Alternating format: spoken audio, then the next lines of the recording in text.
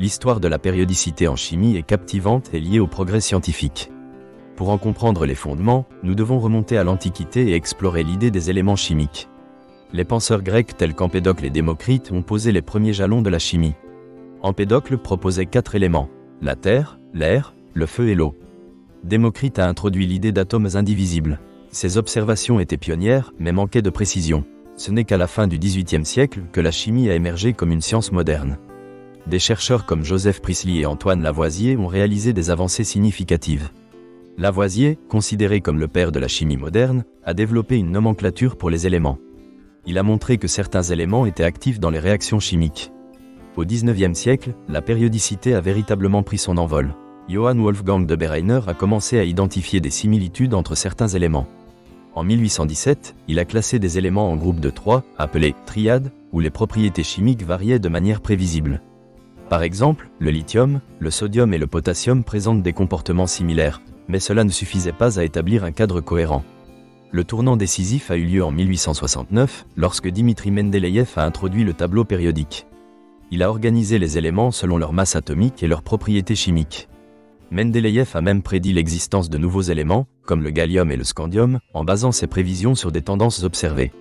Bien que le tableau de Mendeleïev ait des limites, son concept a constitué une avancée significative.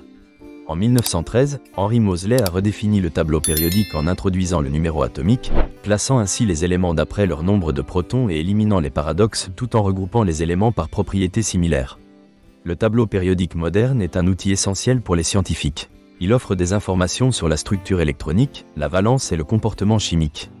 Les différents blocs permettent une compréhension approfondie des interactions élémentaires.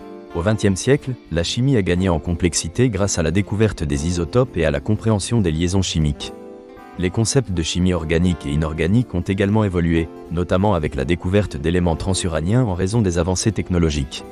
Aujourd'hui, la périodicité dépasse la simple liste d'éléments. Elle ouvre la voie à l'exploration de l'univers et démontre que chaque élément possède des caractéristiques uniques. Cette classification est essentielle dans notre quête de connaissances. Dans le domaine éducatif, la compréhension de la périodicité permet aux étudiants d'acquérir une vision globale de la chimie et de son interconnexion avec d'autres disciplines. Ils apprennent à explorer les implications de cette organisation. En conclusion, l'histoire de la périodicité en chimie est riche en découvertes et en vérités fondamentales. Elle a évolué depuis l'Antiquité. Ce n'est pas qu'un tableau ou une simple classification, mais un récit des luttes intellectuelles et des avancées scientifiques. La périodicité est au cœur de la chimie moderne. Elle symbolise l'évolution de notre compréhension du monde matériel. À travers l'histoire, elle nous rappelle l'importance de l'observation, de l'intuition et de l'innovation. En explorant la périodicité, nous embrassons un voyage qui transcende le temps et les disciplines scientifiques.